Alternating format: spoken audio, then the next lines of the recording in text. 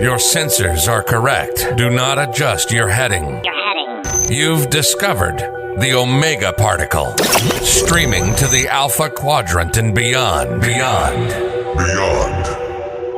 Here's your host, the anchorman of the Federation, the Doctor of Dilithium. This is Jonathan Wiegand.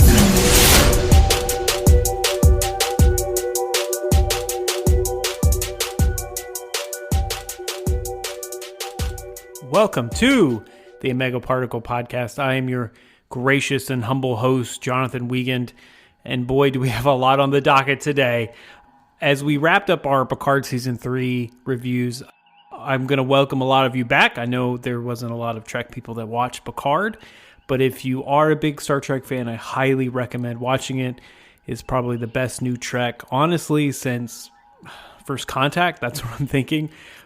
A real quick side story. Something crazy happened to me, and I've been telling Luna about it, maybe some close friends. So late last night, I was about to come back and record and get this episode out, and then I actually saw something in the sky. And I never thought I would have that moment where I'm like looking up at the sky and seeing, is that a UFO? It was a long, like probably 50 or 60 bright white lights in the sky going in a single file. And turns out they're not UFOs, they are Starlink satellites. So that Elon Musk is Starlink's out, I guess, Luna. So I'm not the only one that's seen this, but yeah, my wife isn't convinced that they were satellites. They're like, yeah, that was totally aliens. And the memes just go from there. Yeah, that was just so awkward. So if any of you have seen those, please share. I might put a couple of the pictures I got out my phone really quickly and took a couple photos and a video. So I might post them on our social medias over the weekend or today, just seeing how busy I am. But anyway, we are not here to talk about aliens. Well, in a sense, we're here to talk about probably, and that's talk about the best transition in all of podcasting. We're here to talk about probably the most important, impactful, and prolific episodes of Star Trek. And I don't think it's a stretch at all to say that. I don't even think it's a stretch to say it's some of the best in television. So we're going to be discussing an episode, as you could probably tell by the podcast title, that transcends, the boundaries of science fiction and really delves into like some profound social commentary. And of course, those in the know already know we're talking about the famous DS9 episode, Far Beyond the Stars.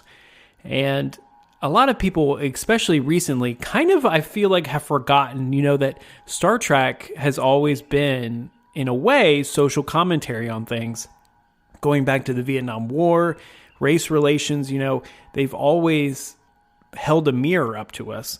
And that's a saying that we're going to be repeating a lot today is how Star Trek really holds a mirror to us. And even from the very beginning, if you research and look, the portrayal, of race really stands out as a bold and visionary approach in the mid-'60s with the casting that Gene Roddenberry did. He presented a very diverse and inclusive future. And I mean, the franchise has really challenged and inspired audiences to vision a world, where race and ethnicity really don't have any more boundary on humanity, no longer divide humanity.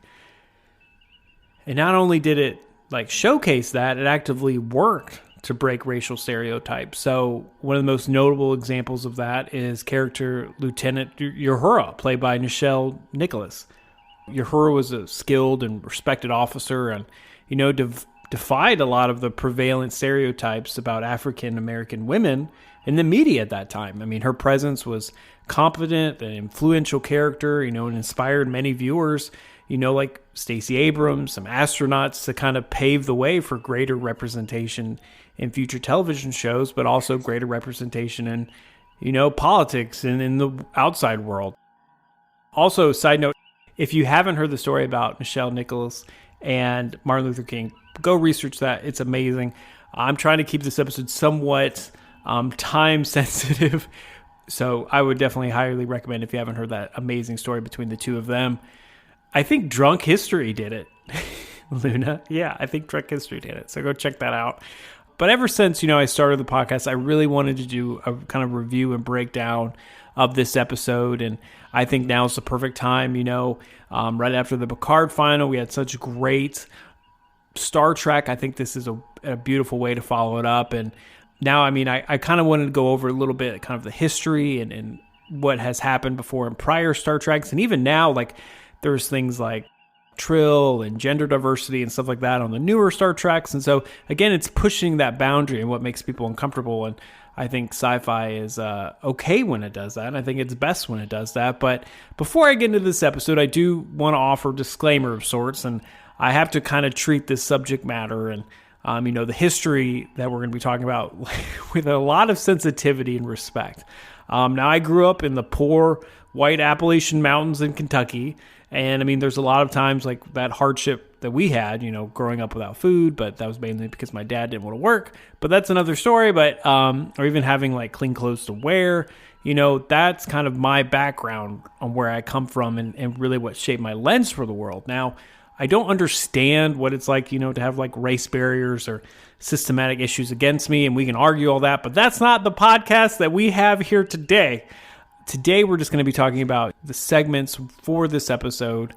Kind of want to lay some truth down and hopefully get this episode off right and give it everything it deserves because, like I said, the best science fiction holds a mirror up to our real world, and there's no other piece of sci-fi that does that better than this episode. So, all right, we got all the disclaimers and backstory and out of the way. So, Luna, let's light this candle.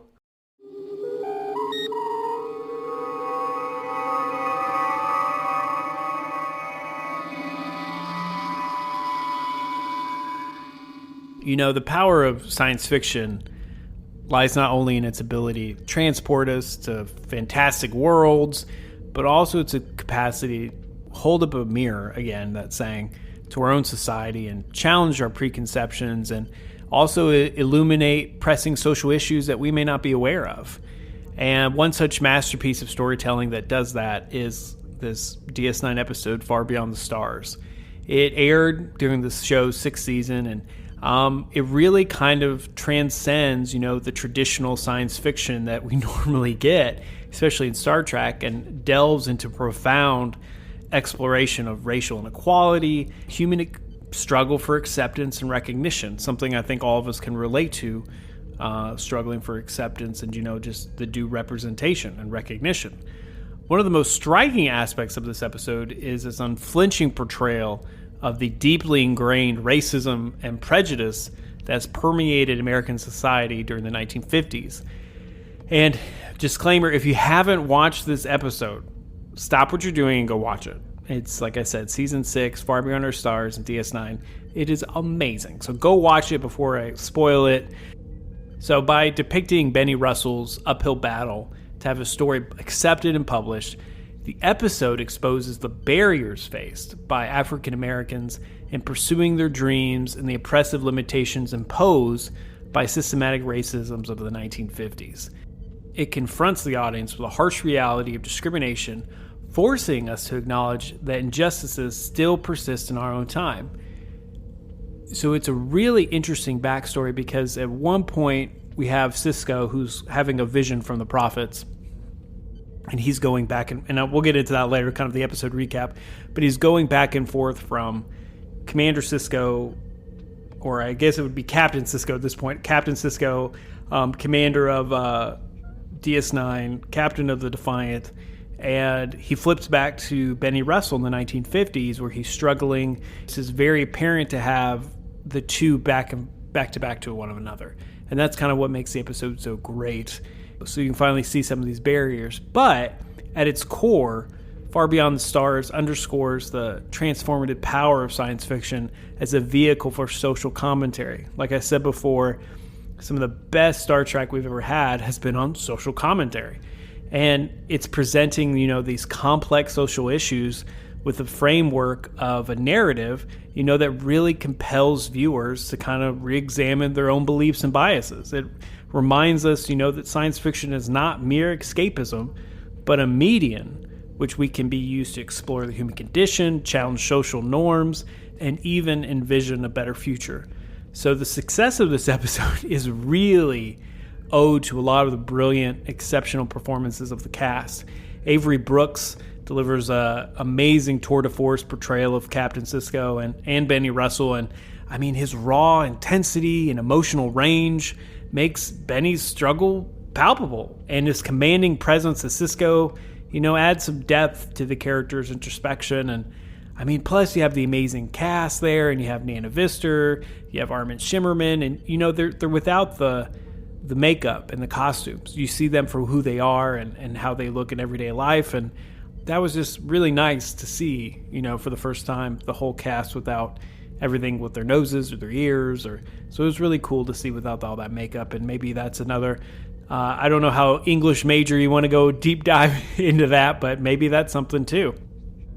But they've, delivered amazing performances and really enhanced the episode's, emotional impact.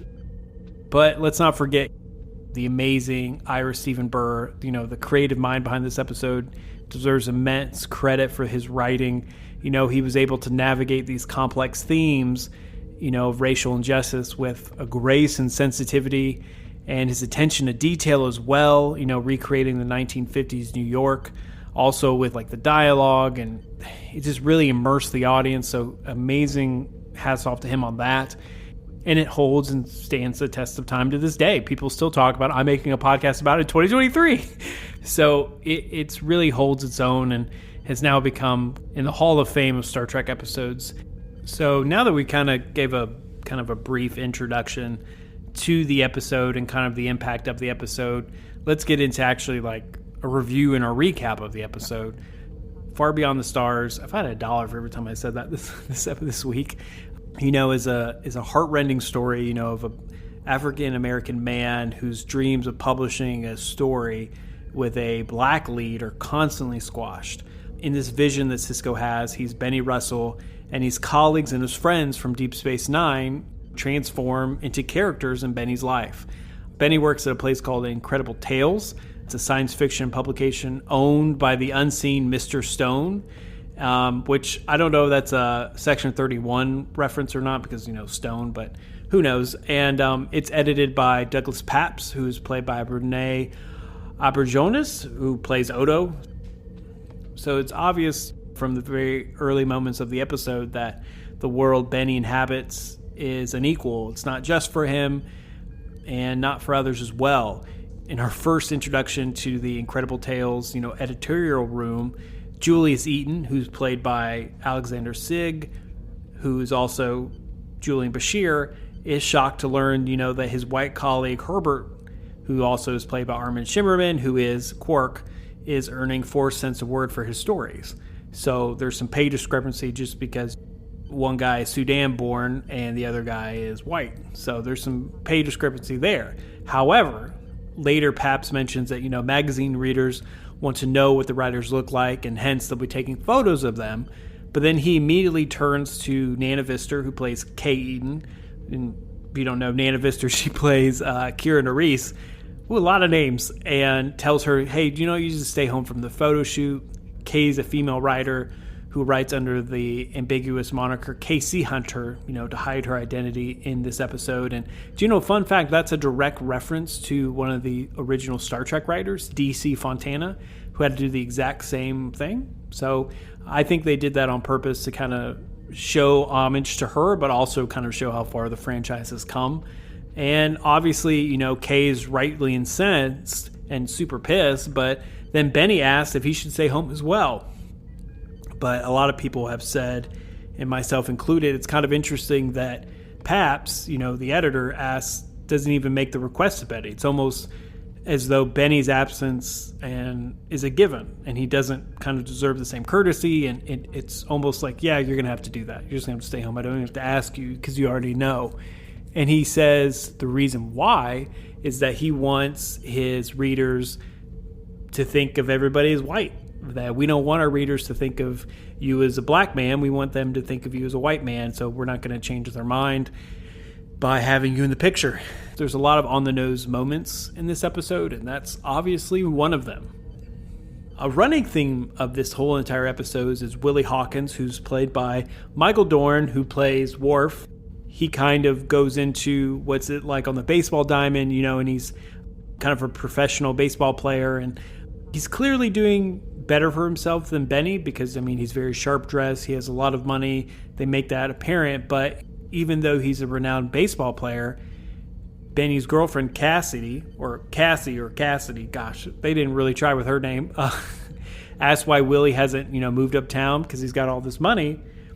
Willie explains, I'll never be accepted in the city or treated like an equal, so I'm not going to move uptown because people don't treat him that well, and it's not nice. So again, this is showing that the racism permeates every echelon of society, as Willie's story demonstrates. So even if you're a star athlete, you still don't have it, and you still don't have the respect and admiration from his people, but also treated like an equal. And then as Benny's case, who's kind of the struggling writer, he doesn't get it either. It kind of goes against everybody.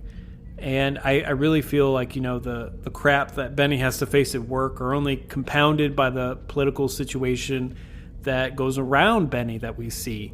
So Benny lives in a predominantly black neighborhood uptown, and the residents are often plagued by police brutality and discrimination by them. And they even got the two cops in this episode, Officer Malenki and Officer Ryan, are played by Wei Yun and Ducat.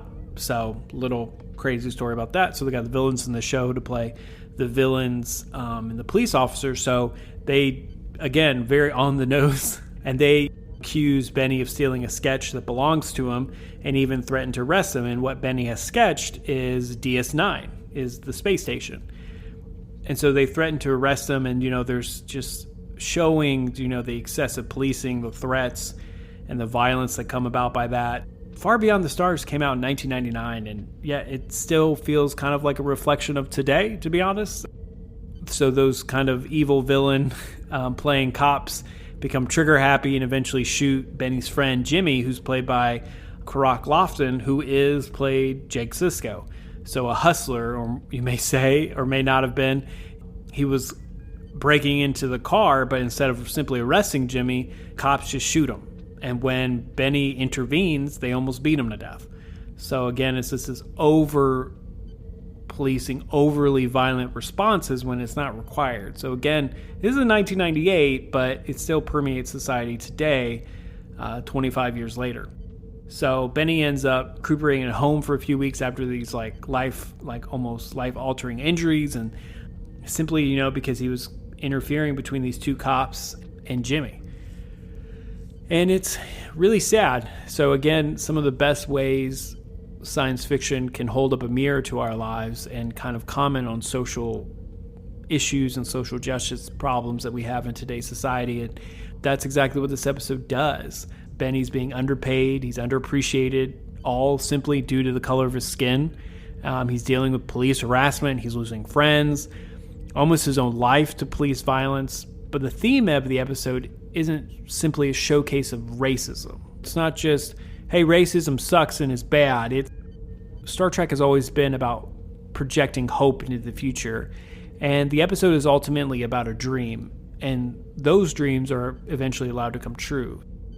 As we mentioned before, Benny's a writer, and when he's struck with inspiration, he creates this sci-fi story about Deep Space Nine, and the story set in the future with a black captain, and about how, he's in charge, and that there's no racial inequality. It's all based on merit, not on skin color, not on prejudices, and his colleagues are enveloped, but his editor Paps is unmoved. He likes the story, but thinks isn't really believable because the hero is African American. But people from Mars are believable, but a black captain, back then, if they had memes, the memes would write themselves. As an editor and the man who has to answer the higher ups, Paps is very cautious. He's a gatekeeper, curating what the audience will enjoy without giving them a choice of what they want. And Paps believes that the DS9 story could be incendiary, could turn violent in some ways. The Incredible Tales team turns and comes together kind of to help Benny out, to suggest alternatives, and they finally conclude that, hey, maybe Benny should turn it into a dream. And even Paps is convinced by the change and promises to pay Benny for the story. It's like, hey, you just got to make it a dream. Don't make it real life. And that doesn't work out. However, in the end, the issue with Benny's story is quote-unquote pulped by Mr. Stone, and Benny is fired. So for 15 years, that's how long he's worked in Incredible Tales, he's been trying to get his big break in writing, and just when he thinks he's made it, he's made a difference, the powers to be, destroy his dreams. And interestingly enough, Albert Macklin, who plays Col Meany, who also plays Chief O'Brien, sells his book to the publisher while Benny's recovering from his injuries, even though his stories haven't been as resoundingly well received as Benny's. But news of kind of this firing is kind of shocking to the editorial team, and Benny's finally open to speak his mind, and he gives an impassioned speech. I mean, it's such raw emotion and pain by Avery Brooks. I mean, it's absolutely heartbreaking. And we'll play a little bit of that at the end of the episode. We have a surprise, so we will play a little bit of that at the end. And I mean, he's a human being who wants an equal chance to tell the story, to share an idea, to dream. And he pleads with Paps and pleads to Mr. Stone and the viewer to kind of see a future where black people are leading characters in the story, where they can, simply just exist and participate. Watching this episode now feels particularly important in today's current, discourse surrounding all of these genre properties. We have a lot of people in media that are changing colors or adding black actors playing elves in the Ring of Power, or the Little Mermaids, like now black. I'm like, who cares? I've never bothered me. I feel like an episode like this demonstrates how dehumanizing it can be for entire communities to be erased from entertainment, to not have any representation. And so I've never really had to experience that. White people are everywhere, so in media, so I've never really had to experience that, but I can definitely feel how that would not be encouraging or like uplifting. And so of all the characters in the 1950s timeline, Jimmy, again, who plays by Jake Sisko, is super cynical. He constantly mocks Benny's science fiction writing because he doesn't ever believe that we'll be a future where, African Americans will be on the moon. He's just kind of like just speaking what he thinks. And despite being a young man, Jimmy can't imagine such a world because he has no context to dream big. He doesn't have stories and entertainment that show him, he belongs in space too.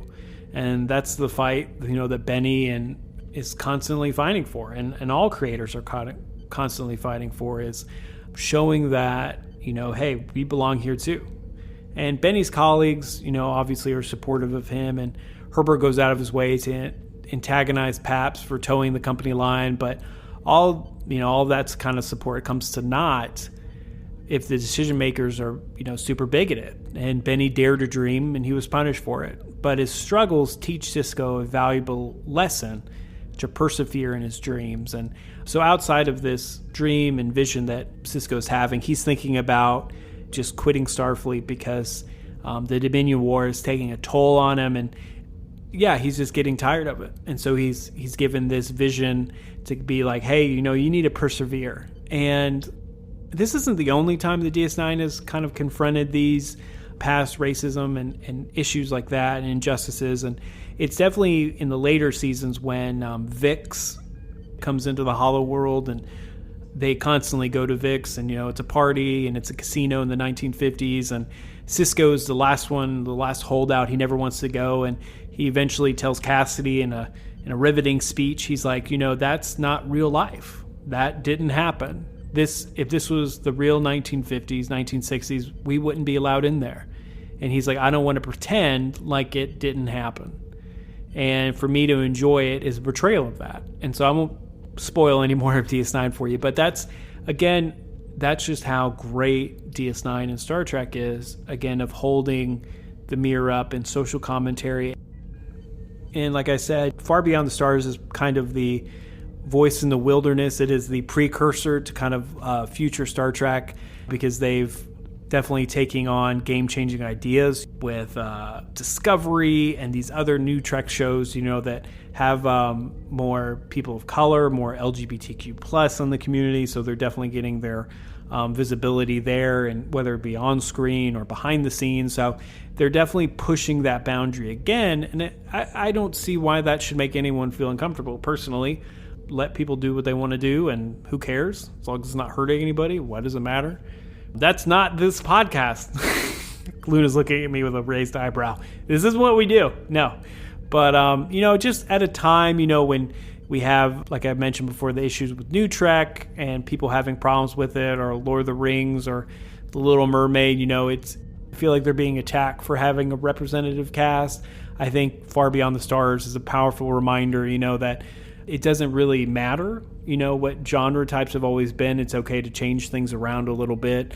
You just can't destroy an idea. And I love that line from Benny Russell's speech, is that no matter what happens, you can't destroy an idea. You can't destroy what's in his mind. And that's amazing. So that has been our episode recap. And thank you going along for the journey. I know it's been a little bit unusual territory. We don't normally talk about social commentary or issues like this on the show, but I thought it was important to shine light on and discuss. And this is one of the best episodes, if not the best episode, in Star Trek and all of sci-fi to do that. Now, like I mentioned before, we do have a little bit of a surprise. So I found this old interview from 1998, and it's a 3-minute, quick snippet of an interview with Avery Brooks, talking about the episode, because he directed the episode too. I don't know anything about copyright laws or anything like this, so this gets flagged on YouTube or somewhere. That's why in the future, if you don't hear it, but hopefully not. I'm an accountant. I'm not a media lawyer, but whatever. And I really like this clip, because there's parts of it that are have snippets of the episode. You hear some of Sisko's speech. So I really want to include that. So without further ado, here's Avery Brooks on his directed episode, Far Beyond the Stars. It's about my story, isn't it? That's what this is all about. He didn't want to publish my story. And we all know why. Because my hero is a colored man. Somebody talking about brown people being alive in the future. It was very interesting that Star Trek happens to be one of the first shows that we know on television or otherwise that projected a notion that somebody other than white people would be alive. It's a damn fine piece of writing is what it is. And Deep Space Nine is a very intriguing title. What we do is explore the reality of 1953. Things are going to change. They have to. Part of that is, we're inextricably connected to racism and prejudice in our world. We must work harder at it to eradicate it. But it's there. Every time I achieve a real victory, something like this happens, and everything seems to turn to ashes. Now we're back in the world where we live and breathe. The fact of the matter is, because we go into another period, you get a chance to see virtually everyone with no makeup on. Kira without her nose, Dax without the spots. You get to see Armin as Armin. So you get a chance to see what they do. What's wrong with that? Sisko, as a character named Benny Russell. And you see him in 1953 as someone else.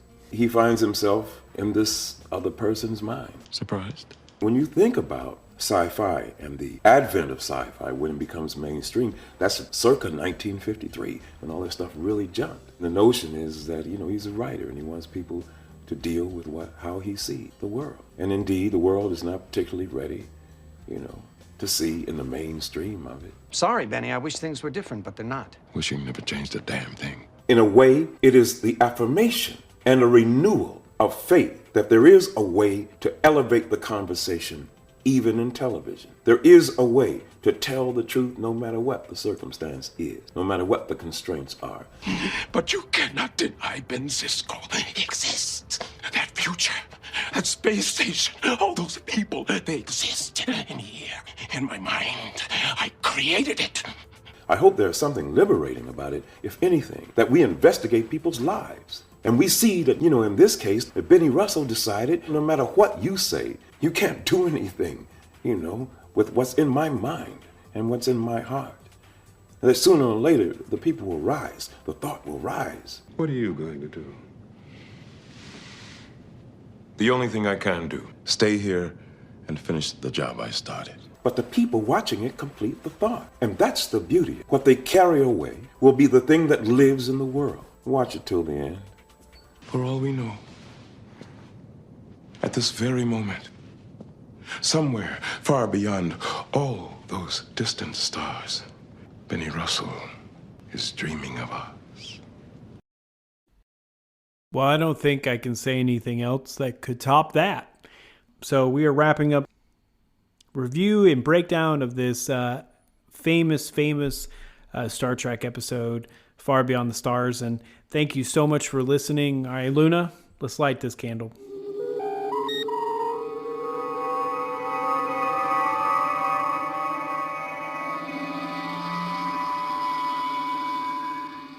Gosh, I'm so happy to finally cover this episode and do a deep dive. And, I really got a lot out of the prep and the writing of the script and, watching the episode a few times and kind of breaking down this fantastic piece of sci-fi. And again, I don't mean to offend anybody or upset anybody. I don't think Star Trek is the venue to do that in. And I try to keep my political and everything kind of hush-hush because that you don't try to come here to deal with that. But sometimes some of the best sci-fi we have is on social commentary. And I could not help but cover this episode and deep dive into it. But again, thank you all so much for listening. And please remember to check out my buddy Jason's blog, www.jasontalksmovies.wordpress.com, and the links in the episode description.